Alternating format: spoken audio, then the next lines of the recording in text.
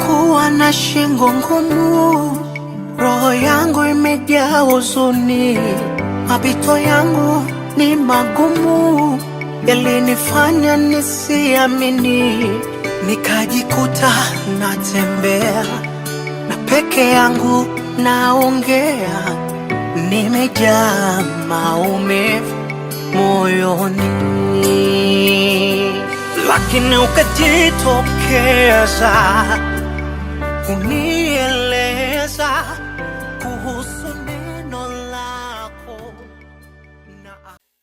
Imekuwa ni siku nyingine tena nzuri, ni kukaribisha kwa moyo mkunjufu tukiwa na mjadala mzito sana kuifahamu hii historia ya mwanadamu. Na salamu yetu hapa huwa inakuwa tofauti kidogo kwa sababu inakuwa ni rejea ya kwamba Kristo yu aja kulichukua kanisa lake. So huwa tunaanza hivi: ufalme wa Mungu umekaribia. Neema ya Kristo na ituokoe. Ulikuwa mbali mtumishi.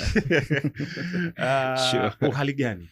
Niko salama kabisa, sijui nyinyi mhali gani? Sisi tu buheri hakika. Naona leo una bashasha leo. Amina. Kuna maono mazuri au kuna Kristo ametenda muujiza ambao hatukutarajia. Ni vile jambo ambalo Mungu amelifanya. Ni vile tu Mungu ni mwema siku zote.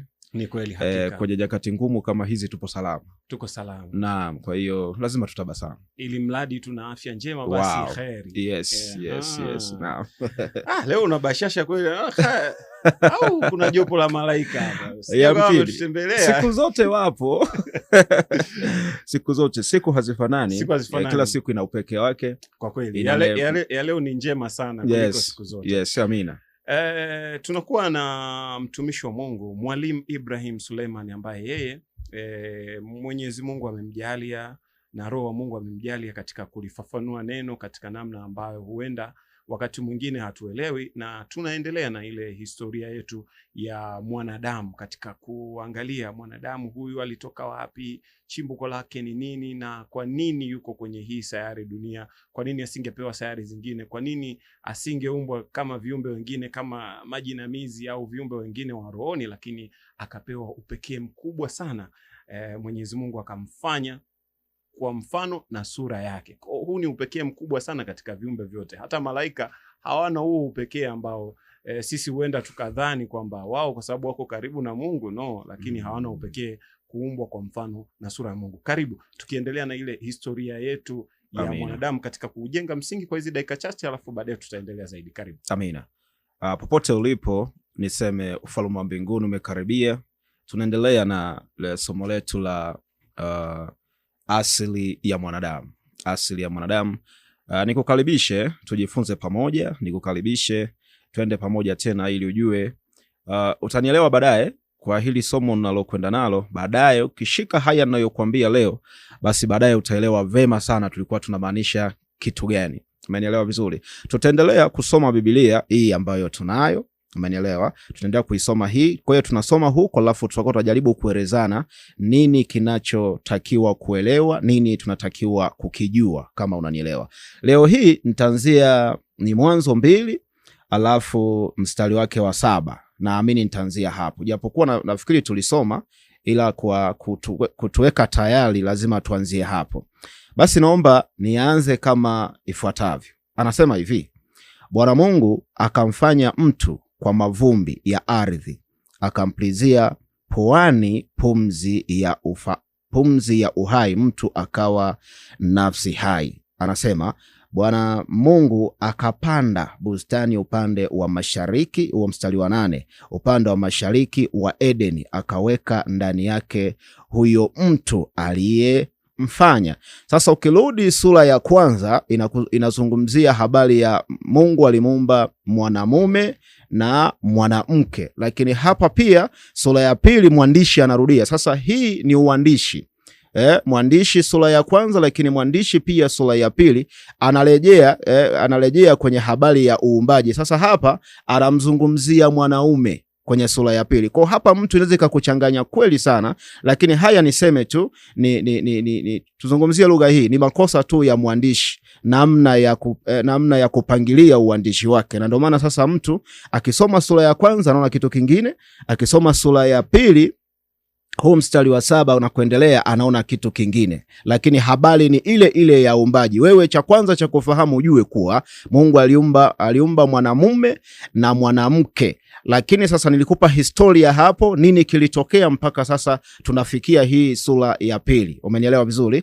Basi hapa anasema sura ya 8 mstari wa 8, Bwana Mungu akapanda bustani upande wa mashariki wa Edeni. Na mstari wa 9, Bwana Mungu akachipusha katika ardhi kila mti unaotamanika kwa macho na kufaa kwa kuliwa, na mti wa uzima katikati ya bustani, na mti wa ujuzi wa mema na mabaya. Kwa hiyo haya yote yalikuwa katikati ya nini? Katikati ya bustani. Sasa hapa hii story inaendelea hivi, Eva hayupo sasa. Unanielewa? Eva hayupo. Na wakati kule nyuma tunaambiwa Mungu alimuumba mwanamume na mwanamke, ambaye nilikupa jina lake, nilikwambia ni Lilith, ambaye hajazungumziwa sana kwenye hiki kitabu cha vitabu 66. Utampata sana kwenye original Bible ya Kiebrania, ndo utamkuta huyu, na ana kitabu chake kabisa kama unavyosema mwanzo. Basi kuna Lilith kabisa ambacho ni kitabu kinamuelezea yeye huyo Lilith, huyo mwanamke ambaye aliumbwa pamoja na Adam. Sasa hapa tena sura ya pili anaelezewa mwanaume tu kwanza, alafu baadaye huku ndipo utaona tena habari za Eva zinakuja. Umeelewa? Ndio maana nimeanzia hapa ili kwa sehemu twende pamoja. Naam. Anasema ukatoka mto katikati ya Edeni kwa kutilia bustani maji, na kutokea hapo ukagawanyika kuwa vichwa vinne. Jina la kwanza ni Pishoni, na ndio uzungukao nchi yote ya Havila ambako kuna dhahabu. Umenielewa? Yes. Na anasema ambako kuna jina la kwanza, yes, ambako kuna dhahabu, na dhahabu ya nchi ile ni njema, huko kuna bedola na vito shoham. Na jina la mto wa pili ni Gihoni, ndiyo uzungukao nchi yote ya Kushi, ambayo sasa nchi ya Kushi ndo wengi wanasema Sudani. Sudani ni Rubi, wanaita ni Rubin, lakini hii Kushi ni Ethiopia. Umenielewa? Kama nakosea kwenye Sudani, lakini jina ni hilo, ni labda ni utamshi tu, ila iko hivyo. Yes, iko hivyo. Na jina la mto wa tatu ni Hedekeli, ndiyo upitao mbele ya Ashuru, na mito upitao mbele ya Ashuru. Na mto wa 4 ni Frati, ambao huu mto Frati umewekewa katika hata unabii. Ukienda kitabu cha Ufunuo kwamba nyakati zitafika mto Frati utakauka ili kupisha majeshi ya mashariki kwenda kuungana na jeshi la kaskazini, ambao tayari mto huu sasa unabii ulishatimia 2023. Umenielewa? 2023 Septemba 19 kama sio 17 ndo huu mto ulishakauka. Kwa hiyo unabii huo sasa ulishatimia ili kupisha majeshi ya mashariki kwenda kuungana na jeshi la kaskazini. Jeshi la mashariki ni China na washirika wake wa huko, na kaskazini ni Russia, ambako sasa hawa mpaka sasa hivi wanafanya home up pamoja ya kijeshi kwa ajili ya ile maandalizi ya vita wa Makedonia, kwa ajili ya kuinyang'anya Yerusalemu na kumkabidhi Mpalestina nyakati zijazo. Lakini si nyakati za sasa, ni nyakati zijazo, si mbali sana. Ni kama tumebakiwa na miaka 14 kwa mujibu wa Biblia. Umeelewa vizuri? Yes, tumebakiwa na miaka 14 kwa mujibu wa Biblia, ambazo sasa ni nyakati za mwisho hizo, ambapo haya yatatokea, kanisa likiwa limefanya nini? Limetwaliwa. Hapo nilikuwa nakupa tu dodoso juu ya huu mto Frati, ufahamu kuwa unabii huu ulishatimia. Huu wa mto Frati kukauka ni 2023 Septemba 19 kama sio 17, ile siku ambapo Wayahudi au niseme Israeli ilienda kufanya mkutano wa amani dhidi ya Waarabu. Ndo siku hiyo huo mto ukawa unakauka. Kwa hiyo unabii aina mbili zikawa zinatimia kwa mujibu wa Biblia. Yes, unabii wa huo mkutano wa kuweka kufanya amani, ambapo Biblia inafafanua kuwa ni amani ya uongo. Ndo yule farasi mweupe, mpanda farasi na farasi mweupe, anayemaanisha amani, lakini amani ya nini?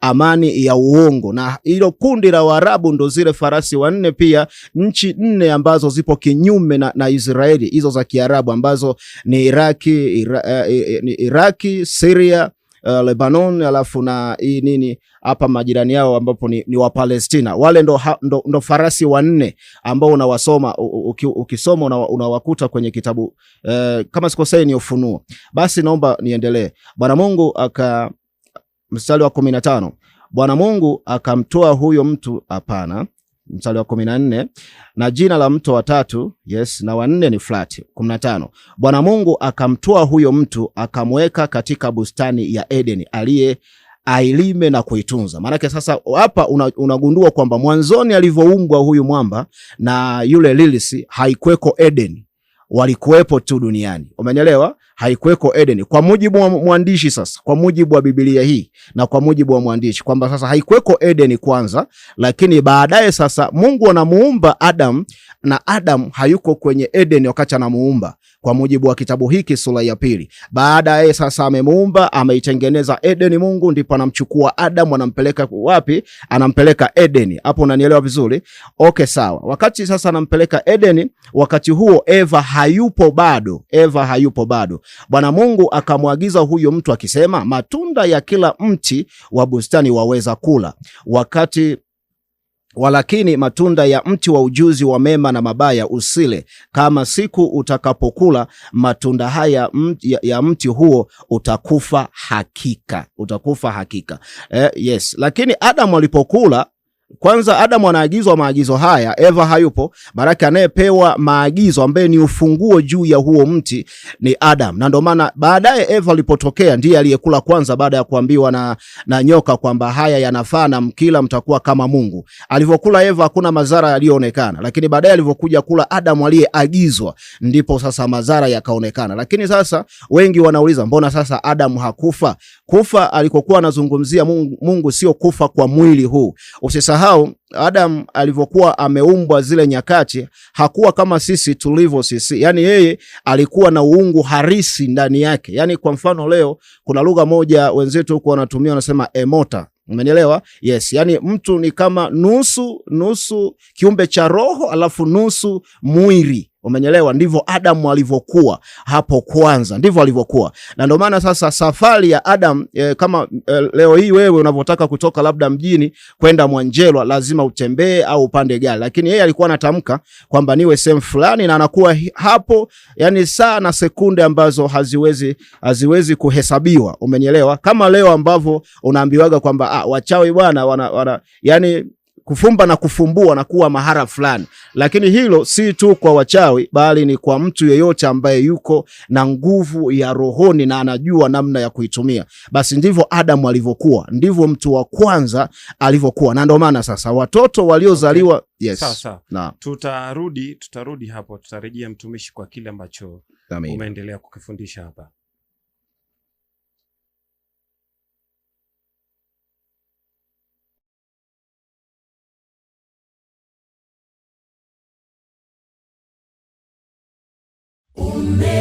Umelemewa na mzigo, mpe Yesu moyo wako. Ukitamani maisha mapya, mpe Yesu moyo wako. Wataka utakatifu, mpe Yesu moyo wako. Vijito safi vyatiririka, mpe Yesu moyo wako. Mpe mashaka yako, mwambie ngoja, fungulie sasa. Yesu aje rohoni,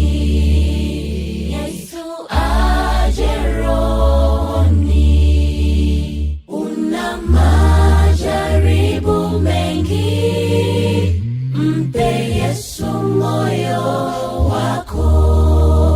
Wajihisi peke yako, mpe Yesu moyo wako.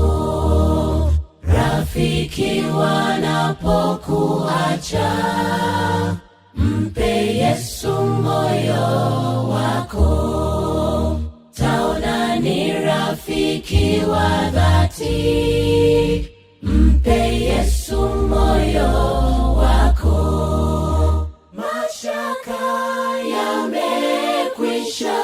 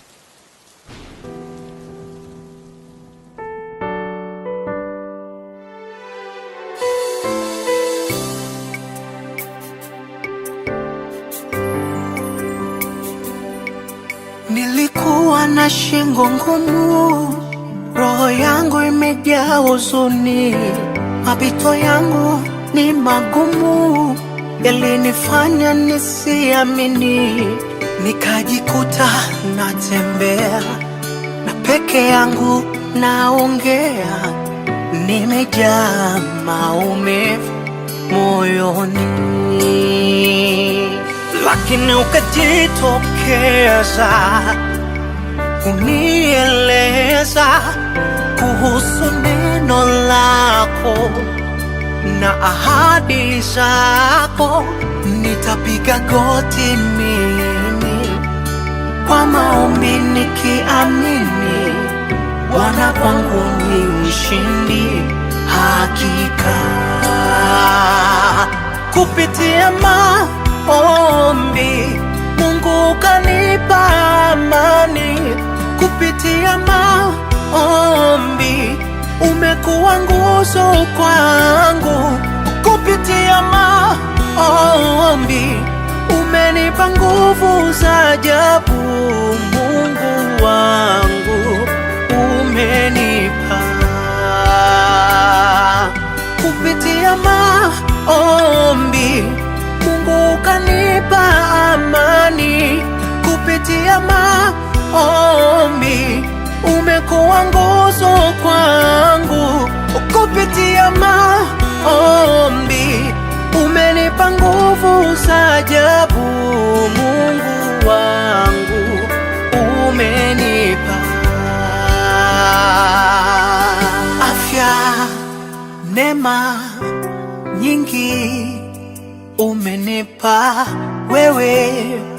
Bwana ni mkuu, kupitia maombi Mungu kanipa amani, kupitia maombi umekuwa nguzo kwangu, kupitia maombi umenipa nguvu za ajabu. Mungu wangu umenipa, kupitia maombi Mungu kanipa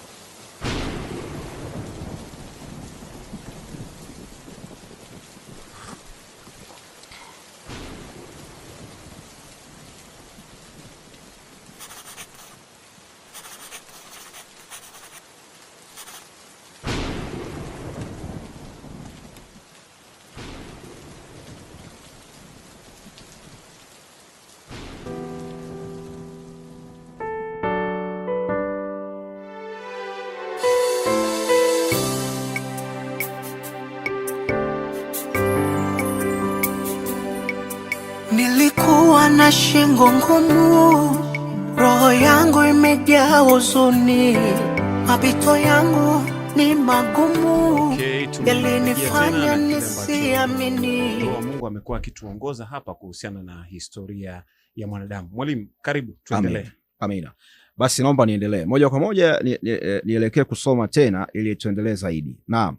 Na twende mstari wa 16. Unasema Mungu akamwagiza huyo mtu akisema, matunda tuko mbali sana. Twende wa 17.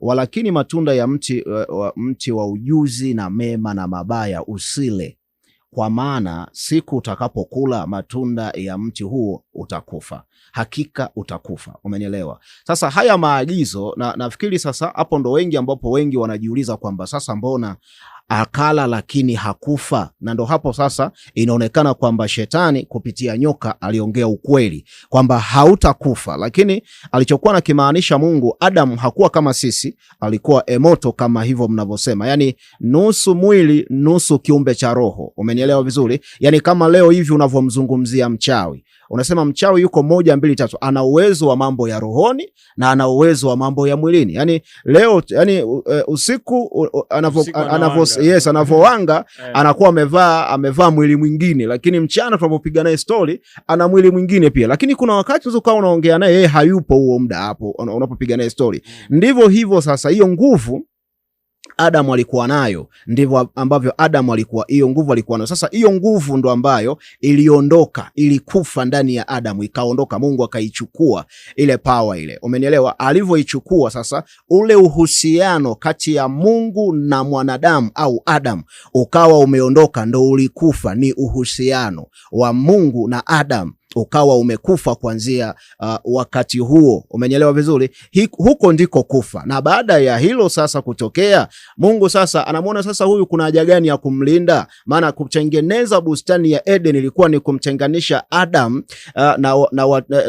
na kizazi alichozaa naye Lilisi. Sasa ili usichangamane na Hawa, mimi nakuwekea ulinzi, ndo hiyo bustani ya Eden upekee, kwamba kaa hapa, Hawa hawatakuja hapa na wewe hautakwenda huku. Lakini baadaye sasa Adam ameshazingua, baada ya kula hilo tunda anatolewa na yeye nje ya Eden, maana anatolewa kwenye ule ulinzi wa Mungu harisi, na anatupwa huko nje ambako wengine wapo. Umenyelewa vizuri? Twende mstari wa 18. Anasema Bwana Mungu akasema, si vema huyu mtu awe peke yake, nitamfanyia msaidizi wa kufanana naye.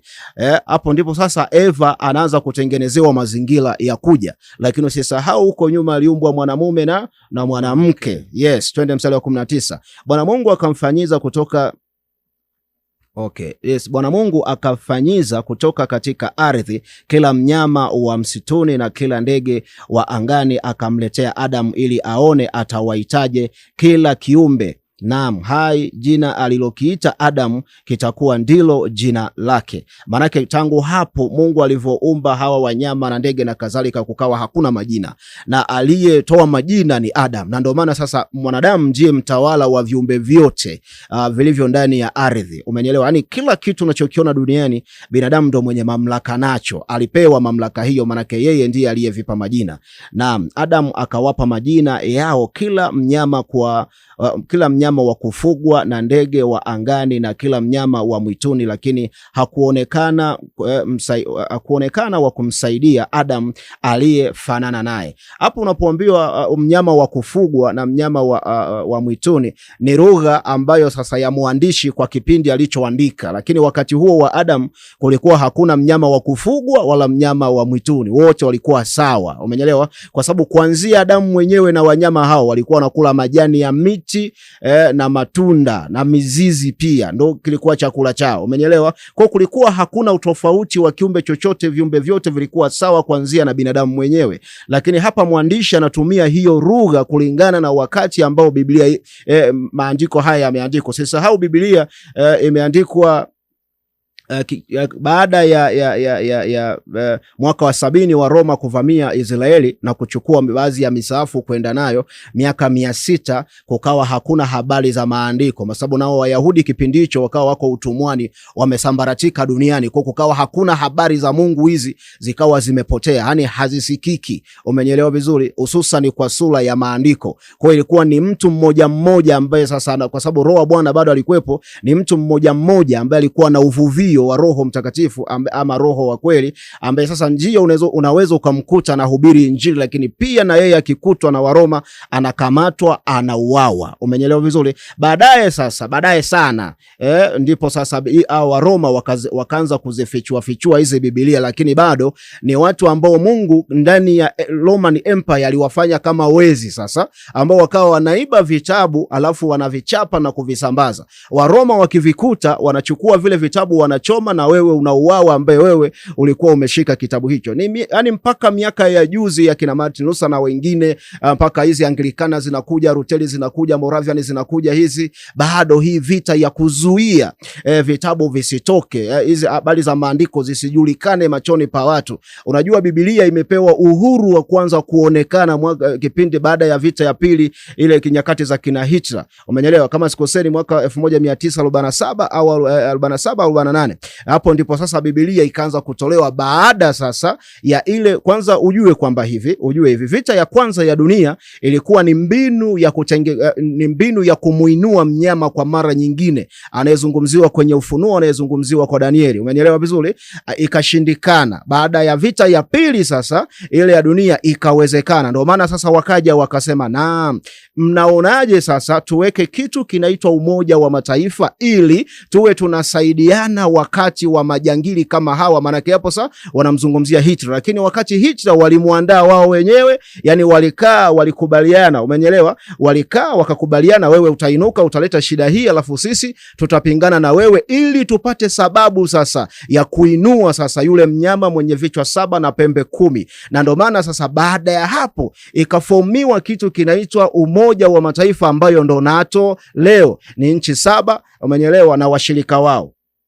Sijui kama mnanielewa vizuri. Baada ya hapo sasa aliyekuwa rais wa Marekani wakati huo ndiye akakaa na papa akasema, sasa ukiendelea kutenda haya, hawa watu dunia inavyozidi kukua watakushitukia. Si unakumbuka nyakati za kipindi hicho Ufaransa miaka ya nyuma, kama ukisoma mahali unaambiwa yule mnyama jeraha lake la mauti likapona. Ni kipindi ambacho Ufaransa miaka ya nyuma walimua papa na kuifuta ile Roman Empire, yani kuondoa utawala wa kipapa. Walipomua sasa mwaka 1947 48 au 45, jeraha lake la mauti linapona. Ndio hiyo sasa ule mfumo wa Roman Empire unainuka tena kwa sura ya jina lingine ambalo linaitwa NATO leo. Sasa wale jamaa ndo wakamuonya, usiwaue tena, hebu weka uhuru wa kuabudu. Ndo kuanzia hapo sasa zile Buddhism, Hinduism zote hizo za mashariki huko Asia zikasajiliwa kama dini. Ndo hapo sasa unapata hizo zilizosajiliwa kama dini, ndo hayo makanisa 7, malaika 7, vinara 7 kwa makanisa 7 yaliyoko Asia. Haya yamesajiliwa juzi tu, ndo hayo ambayo yanazungumziwa kwenye Ufunuo. Nimekupeleka mbali kidogo, lakini lengo tu ili tuende sawa. Hapo sio kama unanielewa vizuri. Naam, sasa kipindi hicho maandiko yakawa hayapo. Baadaye sasa baada ya vita ya pili ndo Biblia hizi sasa, kwa sababu uhuru wa kuabudu umekuja, ndo hapo na wewe ukaanza kuiona hii Biblia ambayo leo hii unaona sasa ndo kitabu cha Mungu, unaona ndo utakatifu, wengine wanaona ndo Mungu mwenyewe. Umenielewa? Imepitia mambo mengi sana, imepitia mambo mengi mno. Basi naomba niendelee. Anasema Adamu akawapa majina. Twende mstari wa 21. Bwana Mungu akamletea Adam usingizi mzito, naye akalala. Kisha akatoa ubavu wake mmoja, akamfunika nyama mahali pake. Na ule ubavu aliyoutoa katika Adam, Bwana Mungu akamfanya mwanamke, akamleta kwa Adam. Adam akasema, sasa huyu ni mfupa katika mifupa yangu na nyama katika nyama yangu, basi ataitwa mwanamke, kwa maana ametwaliwa katika ametwaliwa katika mwanamume. Sasa Mungu alifanya hivi kwa sababu gani? Alijua nikisema nimtoe tena mwanamke kutoka kwenye udongo, bado atakuwa na nguvu ile ile alionayo mwanaume. Na ndio ilikuwa jeuri ya Lilith. Lilith alikuwa na jeuri kwa sababu aliumbwa sawa, wote walitoka kwenye udongo, na Lilith alikuwa ni mwerevu zaidi kuliko mwanaume. Na ndio maana hata leo ukitazama, acha labda nitolee mfano wa nyama. Labda ng'ombe akizaa katoto kajike kanawahi kula, lakini ng'ombe akizaa dume anachelewa kula. Unakuta mpaka miezi miwili, yani kananusa tu, lakini jike ni ndani ya wiki 3 anaanza kula. Hata mbuzi, kondoo iko hivyo. Yani mwanamke anawahi kuchangamka kuliko mwanaume. Umenyelewa vizuri? Kwa acha Lilith wao alipokuwa na Adam, yeye alikuwa ni mchangamfu, mwerevu kuliko Adam. Na ndio maana hata Lilith anapopewa jukumu lake kwamba anyenyekee na akae kama mwanamke kwa Adam, alikataa, akamwambia hapana, mbona sasa mimi ndo nina akili kuliko yeye? Yani naanzeje kumtii wakati tuko sawa? Hivi natii nini? Umenyelewa vizuri? Kwa hiyo hayo ni moja ya sababu ambazo Mungu akaona sasa huyu hatufai. Na ndio maana sasa hapa Adam anasema huyu ni mwanamke kwa sababu sasa ametoka kwenye nini? Ametwaliwa kutoka kwa mwanamume. Maana yake tayari huyu ana udhaifu kwa sababu yeye ni sehemu ya kiungo cha nani? Cha mwanaume. Kwa sasa, na ndio maana sasa leo mwanamke wa leo, yani kama atapambana kuwa juu ya mwanaume, atafanya tu mazoezi na juhudi zingine, lakini bado unakuta haiwezekani. Hata waliopewa nafasi ya kuwa juu ya wanaume bado wanajikuta wanafika mahali kuna uhitaji wa mwanaume kwenye eneo hili na hili na hili na lile, kwa sababu hiyo nguvu kiasili haipo. Umenyelewa? Lakini ingekuwa ni kizazi cha Lilith, kwa asili hiyo nguvu ipo. Sawa sawa? Yes. Basi naomba tuendelee. Anasema Adam akasema, naam, kwa hiyo mwanaume atamuacha baba yake na mama yake, naye ataambatana na mkewe, nao watakuwa mwili mmoja. Ili ni neno tu la mwandishi ambalo yeye akaona aliweke hapa, lakini huwa halihusiani sana na tunachokielezea. Nao walikuwa uchi wote wawili, Adam na mkewe, wala hawakuona haya. Sasa kabla hawajala tunda, hawa watu walikuwa uchi. Hiyo ndo asili sasa ya mwanadamu. Umenielewa vizuri? Manake asili ya mtu ni kuwa uchi. Na ndo maana hata mtu anapozaliwa anazaliwa akiwa uchi. Umenielewa? Na tumeishi uchi kwa miaka mingi sana, toka Adam ni muda mrefu tumeishi uchi. Umenielewa? Hizi stories za nguo zimekuja juzi tu. Kwa mfano kwa kwetu huko Afrika, stories za nguo zimekuja nyakati za ukoloni. Miaka ya juzi tu hapa. Umenielewa? Ambazo sasa hizi nguo leo zimetuletea tafarani sana, hususan kwa sisi watu wa Afrika. Zimetuletea shida mno. Leo hii mtu akitembea, kwa mfano binti akavaa nguo yake labda imeishia magotini, inaonekana ametembea uchi, na inaonekana hana staha. Umenyelewa? Inaonekana hana adabu, inaonekana anamkufuru Mungu, inaonekana ana dhambi. Lakini nikwambie tu wazi kwamba huo ni uongo. Ni mambo tu ambayo tumejitengenezea sisi wenyewe. Juzi tu hapa, juzi tulikuwa tunaishi hivyo. Umenyelewa vizuri? Ndugu zangu, mimi nikwambie wazi, mimi ni mtoto ambaye nimezaliwa katika wazazi wangu akiwa uzeeni. Unanielewa? Okay. Ziko picha zao zile za zamani ambazo walikuwa wamepiga. Ndugu yangu wewe, yani unaona kabisa tu ni kituko. Ni kituko. Umenyelewa vizuri? Ni kituko. Kwa huu ustaarabu wa kuvaa haya mavazi, uelewe haujatoka kwa Mungu. Ustaarabu wa kuvaa mavazi haya umetoka kwa shetani harisi. Umenyelewa vizuri? Haujatoka kwa Mungu. Ila sasa anatumia huu ustaarabu kutufarakanisha kanisa. Umenyelewa vizuri? Okay. Yes, anatumia tu ustaarabu kufarakanisha kanisa. Hakuna mahara Mungu amehoji juu ya kuvaa, na hakuna mahara Mungu amempangia mtu namna ya kuvaa. Umenyelewa vizuri? Hakuna. Soma Biblia mwanzo hata mwisho, hiki kitu hautakiona. Umenyelewa vizuri? Hautakiona. Ijapokuwa ndio Mungu aliwastiri Adam na Eva baada pale walipozingua, lakini hakuna masharti ambayo walipewa kwamba iwe hivi na iwe hivi. Na ndio maana miaka ya nyuma kabla ya huu ustaarabu tulikuwa tuone yani haya. Umenyelewa? Yes, walioishi kuanzia labda miaka ya labda tuanzie 2000 kurudi nyuma. Yani watu walikuwa ni watu wazima, yani ni watu wazima, mnalala hapa dada, hapa kaka, yani hivyo. Umenyelewa? Nafu ni watu wazima kabisa. Lakini kulikuwa hakuna huo ujinga wa kusema labda mtu aanze kufikiri vitu vya ajabu. Ilikuwa hakuna. Unakuta majirani wametoka huko wamekuja kulala kwenu, na mnalala poa tu. Umenyelewa vizuri? Na nguo zetu zile zile. Unanielewa? Sasa leo hii mimi nashangaa, huwa najiuliza kwamba hiki kimetoka wapi? Ambapo leo hii binti akionekana, hususan mabinti, akionekana amevaa hivyo, anaonekana kituko, anaonekana hana adabu, anaonekana afu wanatukanwa, anaonekana bamedi, anaonekana sijui anajiuza. Sasa au mnawatukana bure. Sasa rudi sasa kwa mwana wa Adamu anayejua asili ya mwanadamu. Anasemaje? Mabamedi na watoza ushuru watakuwa kwanza kufanya nini? Kuona ufalme wa Mungu.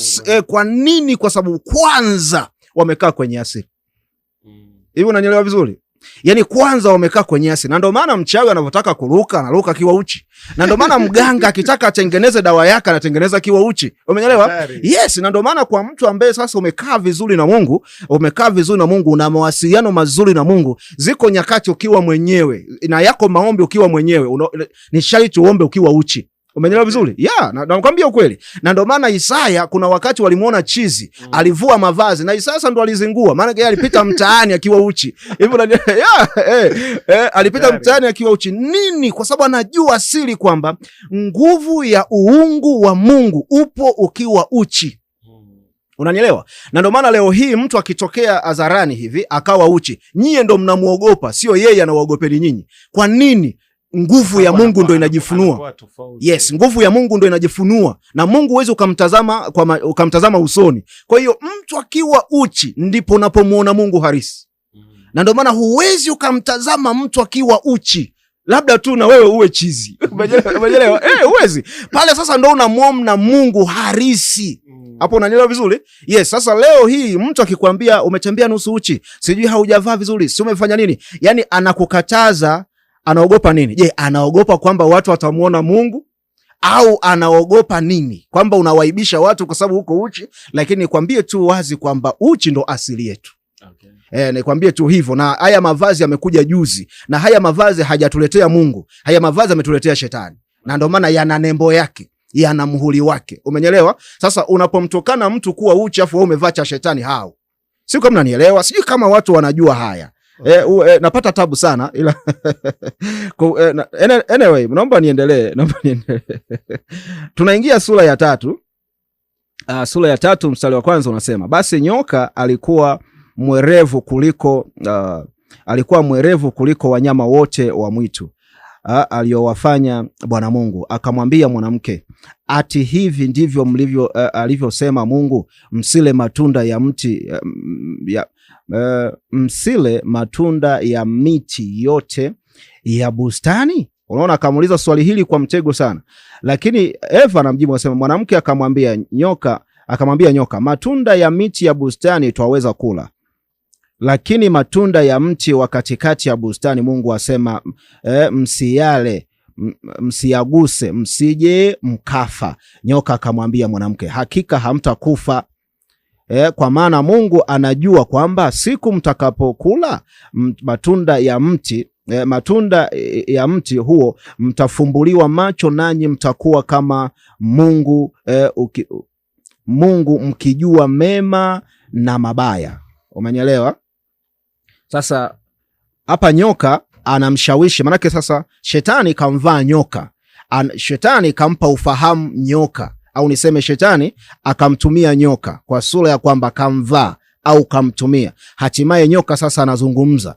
Sasa kwa nini nyoka anazungumza? Maana unapata picha nzuri kwamba wakati huo mwanadamu, enzi za asili hiyo, mwanadamu alikuwa na maelewano na mazungumzo na mnyama. Lugha walikuwa wanaelewana. Umenielewa? Na ndio maana nyoka hapa anaongea. Na ndio maana hapa haionekani ajabu kuona nyoka anazungumza, kwa sababu wakati huo mwanadamu na mnyama walikuwa wanazungumza. Umenielewa vizuri? Walikuwa wanazungumza wote wawili. Sasa nyoka, shetani anamtumia nyoka kumshawishi Eva au kumlaghai Eva. Na anamwambia hamtakufa, ila mtafumbuliwa macho na nyinyi mtakuwa kama Mungu. Nyoka akamwambia mwanamke, hakika hamtakufa, kwa maana Mungu anajua ya kuwa mtafumbuliwa macho nanyi mtakuwa kama Mungu mkijua mema na mabaya. Mwanamke alipoona ya kuwa ule mti wafaa kwa chakula, wapendeza macho, nao ni mti wa kutamanika kwa maarifa, basi aliutoa katika matunda yake akala, akampa na mumewe naye akala. Yes, sasa wakati huo muda nyoka anaongea na Eva, Adam hakuwepo hiyo saa. Umenyelewa? Hapo sasa nyoka amepata nafasi ya kupiga stori na nani? Na Eva. Eva akadanganyika, akala kwanza. alikula yeye kwanza. Sasa kama mtu anakuambiaga kwamba hii hali ya kula tunda ni kwamba Adam na Eva walizini, sasa unaambiwa kwanza Eva alikula. Sasa hapo kama ni kuzini, Eva alizini na nani? Alijizini yeye mwenyewe kwa kula tunda kwanza, alafu baadaye ndipo sasa anampa na mumewe naye akala. Na alipokula mumewe ndipo sasa wakawa wanafumbuliwa macho. Wakafumbuliwa macho, wakajiona wako uchi tayari. Sasa wakawa wanajua kwamba hiki ni kibaya na hiki ni kizuri, maana tayari ufahamu wao umeshaondoka gizani. Umenielewa vizuri? Naam. Na hapo sasa ndipo nguvu ile ya Mungu ambayo ilikuwa imewasili kama mtoto mdogo vile anavyostiliwa. Mtoto mdogo hajui kitu, yeye chochote kwake ni halali, ni sawa. Yani wewe mzazi tu ndio unakuwa tu na kazi kusema acha hiki acha kile. Ndivyo Adam alivyokuwa, na ndio maana kuna eneo mwana wa Adam anasema iweni kama watoto wadogo, na msipokuwa kama watoto wadogo hakika nawaambieni hamtauona ufalme wa Mungu. Hii anazungumzia kipindi sasa ambacho Adam alivyokuwa ndani ya Eden. Eden alikuwa kama mtoto mdogo Adam. Yani ni mtu ambaye ili afanye kitu lazima ambiwe na Mungu, aongozwe na Mungu. Alikuwa hawezi kuamka kufanya mwenyewe kama ilivyo kwa mtoto mdogo. Lakini mtoto mdogo sasa anapokuwa anakwenda, anapofikia barehe, tayari huyu mtoto anaanza kujitambua yeye. Ndio pale unakuta mtoto anakuwa na jeuri, anakuwa na kiburi. Umenyelewa? Yes, tayari ashakula tunda na yeye. Ashakula tunda, anakuwa na jeuri, amake anajua, anaona kama anaweza kwenda mwenyewe, anaona anajua vitu vingi, anafahamu, anaweza kujitafutia, anajimudu kiufupi.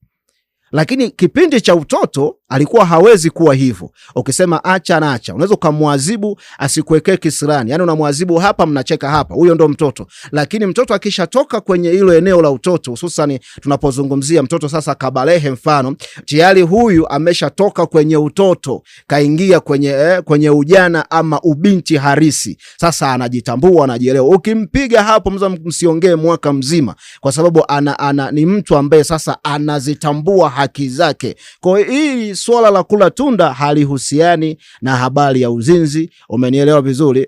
Ni tunda kama lilivyozungumziwa kwamba mwanamke akala, akampa na mumewe akala, na mwanaume alipokula ndipo shida sasa ilipoonekana. Bwana Mungu akamwita Adam, akamwambia uko wapi? Akasema nalisikia sauti yako bustanini, nikaogopa kwa kuwa mimi ni uchi, nikajificha. Akasema ni nani aliyekuambia kuwa uuchi? Je, umekula wewe matunda ya mti niliyokuagiza usiyale? Sasa Mungu anajua kabisa Adam ashakula tunda na Adam tayari sasa amejificha, lakini Mungu anarudi kumtafuta Adam na anamuita uko wapi? Adam yeye ndo anasema nikaogopa nikajificha. Mungu anamuuliza wewe, nani amekuambia uko uchi? Yani zingatia sana swali hili, kwa sababu Adam, mtu ambaye alikuwa anazungumza naye ndani ya Eden, ni Mungu tu, na kila kitu alikuwa anafanya kwa maagizo ya Mungu. Na mtu ambaye alitakiwa amwambie Adam kwamba sasa Adam umekosea kula tunda na sasa hivi Adam wewe upo uchi, ni Mungu. Na ndio maana leo hii sasa mtu anayetakiwa wewe akwambie kuwa umetenda dhambi ni Mungu. Sio ujihukumu wewe kwamba kwa hili nimetenda dhambi. Umenyelewa? Kwa sababu gani nakwambia hivi? Nimekwambia kipindi wako Eden, hawa jamaa hawajala tunda, waliishi kama watoto wadogo. Sasa ukimchukua mtoto mdogo, ni eneo gani ambalo mtoto mdogo anasema nimekosea? Hakuna, mpaka wewe mzazi useme hapa mwanangu umekosea. Ndiyo maisha yaliyokuwa na Adam na Mungu wakati huo. Sasa Adam ameshajitambua yeye sasa, na ndio maana sasa hasubiri tena Mungu aseme. Anajua yeye mwenyewe kwamba hapa nimefanya nini, hapa nimekosea. Sasa kosa lake Adam ni kuona sasa yeye anajua, yani akawa amekaa kwenye nafasi ya Mungu. Kitu cha kufanya Mungu anakifanya yeye. Sasa eneo la Mungu kusema, anasema yeye Adam. Sasa liko eneo la Mungu kwamba huyu fulani ana dhambi au mimi nina dhambi, mtu ndo anasema, si Mungu anasema. Umenyelewa? Sasa Yesu hiki kitu alikuja kukirudisha, kwamba sasa Yesu anavyosema hivi, anavyosema mnaishi kwa neema, mnaishi kwa neema, si kwa sheria tena. Umenyelewa? Maana yake tutarejea mtumishi kwa kile ambacho umekizungumza hapa. atafuta machozi. Poleni wanangu, karibuni sasa mpumzike. Atasema kwa upole na kutufariji, ingeni kwenye raha ya milele. Baada ya tabu za maisha tunazozipitia, magonjwa ya tabu na huzuni ni vya muda kitambo. Wenda twaumia, tunalia bila msaada, yote haya yatakoma, kwani kitambo yuaja. Atafuta machozi. Poleni wanangu, karibuni sasa mpumzike. Atasema kwa upole na kutufariji, ingeni kwenye raha ya milele. Atafuta machozi. Poleni wanangu, karibuni sasa mpumzike. Atasema kwa upole na kutufariji, ingeni kwenye raha ya milele. Atafuta machozi. Poleni wanangu, karibuni sasa mpumzike. Atasema kwa upole na kutufariji, ingeni kwenye raha ya milele.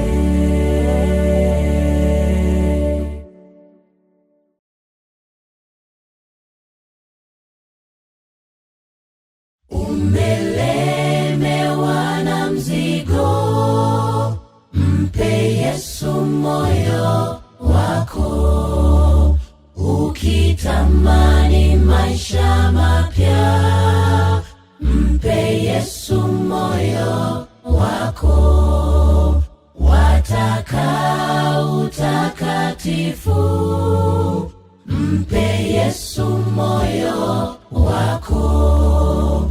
Vijito safi vyatiririka, mpe Yesu moyo wako. Mpe mashaka yako, usimwambie ngoja. Fungulie sasa, Yesu aje rohoni. Yesu aje rohoni. Una majaribu mengi, mpe Yesu moyo wako. Wajihisi peke yako, mpe Yesu moyo wako. Rafiki wanapokuacha, mpe Yesu moyo wako. Taona ni rafiki wa dhati, mpe Yesu moyo wako. Mashaka yamekwisha, sasa nimekubali. Nimefungua mlango, Yesu aje rohoni. Yesu aje rohoni. Mashaka yamekwisha, sasa nimekubali. Nimefungua mlango, Yesu aje rohoni. Yesu aje rohoni.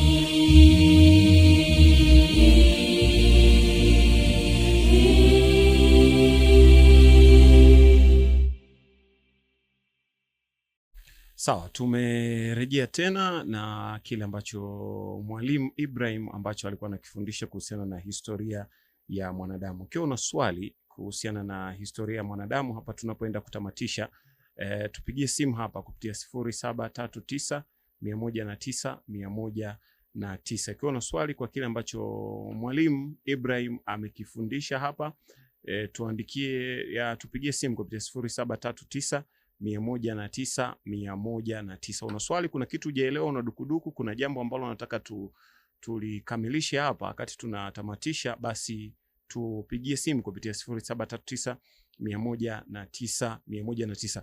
Mwalimu, neno la hekima kwa kumalizia, kwa sababu najua somo hili ni refu, alafu baadaye turuhusu mtu akihitaji maombi, ufafanuzi zaidi wa neno na kuweza kukua katika imani ya Kikristo. Karibu. Wakati nakuwa namalizia. Neno la hekima ni kuambie tu kwamba kile ambacho unafikiri umekimaliza ndo kwanza kinaanza, na kile ambacho unafikiri umeshakipata ndo kwanza unakipoteza. Kwa hiyo jifunze kitu kimoja, usiache kujifunza siku zote, usiache kuwa makini siku zote, usiache kuwa muelewa siku zote, usiache kutafuta kujua siku zote. Umenielewa vizuri? Ukikaa kwenye misingi hiyo, kila siku utakuwa salama. Amin. Okay, kwa episode ijayo tutajikita wapi sasa? Tulipoishia tutaendelea wapi? Tumpe dondoo kidogo tu. Okay, sawa. Tutaendelea na sura ya 3 kuelezea asili ya mwanadamu, kwa sababu viko vitu vingi ambavyo mbele itakiwa tuvielezee, ambavyo msingi wake lazima tuvitoe kwenye maandiko ili mtu atuelewe. Umeelewa vizuri? Kwa baadaye sasa tukishajenga msingi mzuri kutoka kwenye maandiko, ndipo tutakapokuja mfano tukaanza kuelezea habari za kina Enoko, habari za wale nguva, habari za wale farasi, huku mtu farasi. Tutakapokuwa tunakuelezea, utakuwa umeshaelewa kwamba okay, tulitoka sehemu fulani, tuko sehemu fulani. Kuna story nyingi ambazo zinakuja huko. Tutaielezea dunia jinsi ilivyokaa nje ya ukuta wa barafu, yani nje ya dunia. Tutaelezea hizo ngome zilizojengwa huko nje zimetoka wapi, umeelewa? Okay. Na kwa nini zipo huko unakosikiaga Antarctica ambako watu unaambiwa si bara la Antarctica ambako watu hawaendi.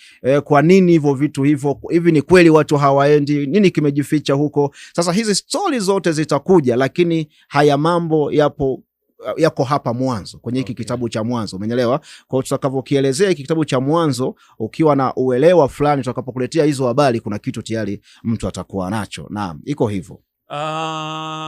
Tupigie simu kupitia 0739 109 109. Lakini ikiwa labda wewe sasa una swali, unataka ufafanuzi zaidi, ukuaji wa kiroho kwa mtu binafsi kutoka hatua moja kwenda hatua nyingine, tunapotamatisha hapa, namba ya mwalimu Ibrahim ni 07 65 87 66 95. Okay, sawa. Kuna haya sasa, haya ni mapokeo. Kuna hili swali mtumishi, tunapomalizia nadhani tutalihifadhi kwa ajili ya session ijayo. Anasema, kwa nini wanakataza wanawake kuvaa suruali? Anaitwa Groli, na watakia Jumapili njema. Ni baadhi ya mapokeo, si kwamba madhehebu yote yanawakataza wanawake kuvaa suruali, lakini ni baadhi ya mapokeo, lakini tutalijibu kulingana na maandiko ambapo yanazungumza. Hatutazungumza kwa fikra zetu, lakini Roho wa Mungu atatusaidia kuliweza kulikamilisha hilo. Ikiwa una swali, anaitwa Donut anaitwa Safari Donut kutoka Mbeya vijijini. Jina Donut ni chakula fulani hivi cha wazungu. Anatoka Santia, kijiji cha Rwanda. Swali langu, unapofundisha jambo lolote, manake anasema ni kwamba uko hivyo, maana yake uko uchi. Okay, anahisi kwamba wewe niko uchi hapa nilipo. Anasema, samani mtumishi, kabla ya serikali ya Kirumi ilikuwepo dini gani? Je, walikuwa wanapinga dini gani kabla ya Warumi kutawala? Kwamba ni imani gani ilikuwepo na dini gani ambayo ilikuwa inatawala kipindi hicho? Ni maswali ambayo tutahifadhi kwa ajili ya kipindi kijacho. Mtumishi, tunapomaliza hapa, kuna mtu ambaye labda huenda anakutazama hivi sasa na anakusikiliza kwa namna fulani hivi amekata tamaa. Hebu tumpe neno la faraja tunapotamatisha hapa. Okay, kama nilivyosema, yani kile kitu ambacho nafikiri kimeisha ndo kwanza kinaanza, na kile ambacho ulifikiri pengine umekipata ndo kwanza kinapotea. Umeelewa vizuri? Maneno haya yanamaanisha nini? Yanamaanisha hivi: wakati wewe unafikiri labda unaumwa, umeshakata tamaa kabisa kwamba sasa hapa mimi ninakufa. Haiko hivyo. Ni kwa sababu tu umekaa kwenye eneo moja, umekaa kwenye neno moja la kufa. Haufikirii habari nyingine ya nini, ya uhai tena. Kwa maana kwamba kama wewe ulikuwa unamtegemea mganga na huyo mganga uliokuwa unamtegemea basi ashafeli, basi unaona ndo basi na hakuna mganga mwingine wa kukutibu wewe. Umenyelewa? Haiko hivyo. Yesu anasema vuka ng'ambo. Ukiona chakula hiki hakikufai, hebu vuka ng'ambo kaangalie chakula kingine. Ukiona chumvi yako haikolei, nenda kwa jirani kaombe chumvi. Unaweza kuona hiyo chumvi inaweza ikakufaa. Niseme hivi, usikate tamaa. Dunia njia haijaisha, wala bahari haijaisha, na Mungu hajawaiisha. Wala usikate tamaa. Amka tena popote ulipo. Mfano wewe unayeumwa sasa hivi, wewe sema tu neno hili: kwa jina la Yesu sitakufa, na kwa jina la Yesu mimi ni mzima. Umeelewa vizuri? Na utaona unaanza kuwa mzima kuanzia sasa hivi. Hauna haja ya kukata tamaa. Kukata tamaa ni dhambi. Ni dhambi mbaya mno, kwa sababu unakata tamaa wakati Mungu yuko wapi? Kama ulikuwa hujui, basi kama ulikuwa humjui Mungu, ndo huyu tunayemuelezea hapa. Anza sasa hivi kumwamini. Anza sasa hivi kuchukua hatua. Ni vile unategemea mtu fulani pengine ndio maana umekata tamaa, lakini haujawahi kusimama mwenyewe. Anza kusimama wewe sasa, ili sasa usije ukakata tamaa. Mtu yoyote duniani anayesimama mwenyewe kwanza kwenye kila eneo, huyo mtu huwezi kukuta amekata tamaa, kwa sababu kila kitu kiko kwake. Umeelewa? Lakini mtu anayetegemea mahara fulani au mtu fulani, huyu mtu atakata tamaa, kwa sababu tumaini lake lipo kwa mtu fulani na washasumbuana na huyu mtu ama wamekosana, na ndio maana mtu huyo sasa anakata tamaa. Kwa nini? Kwa sababu nguzo yake imemkataa. Lakini kwa mtu yoyote ambaye yeye amejifunza kuishi kwa kusimama yeye, kwa kutafuta yeye, kwa kuona yeye, huyu hawezi kukata tamaa, kwa sababu ni yeye na Mungu wake. Umeelewa? Lakini sisi tunaotegemea mahara fulani lazima tukate tamaa. Kwa nini? Kwa sababu pale tunapotegemea pameyumba, basi na sisi tunaona sasa hatuna mahala pa kushika. Tulizoea hivyo, tuliishi hivyo, hapo lazima tuogope na tutetemeke. Basi haiko hivyo. Umenyelewa? Haiko hivyo. Anza sasa hivi sasa kutazama mtazamo mpya, kusema upya, kufikiri upya, nje na hayo yanayokukatisha tamaa. Alafu duniani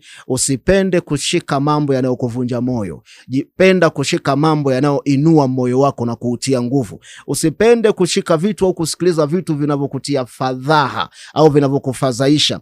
Sikiliza vitu vinavyokupa nguvu. Usisikilize vitu ambavyo havikupi nguvu. Huo ndo mwanzo wa mtu kukata tamaa, na ndo mwanzo wa mtu kuwa imara. Ni vile unasikiliza nini, unaona nini. Na sisi tunatamatisha hivyo. Namba ya Mwalimu Ibrahim ni 0765876695. Una swali, una dukuduku, unahitaji maombi, maombezi, ukuaji wa kiroho kutoka hatua moja kwenda hatua nyingine, ni 0765876695. Ni kuage tu kwa heri kwa sasa kwa session ya leo. Hapa tunakuwa tumetamatisha hapa, lakini next episode tutaendelea kwa kile ambacho kuhusiana na historia ya mwanadamu.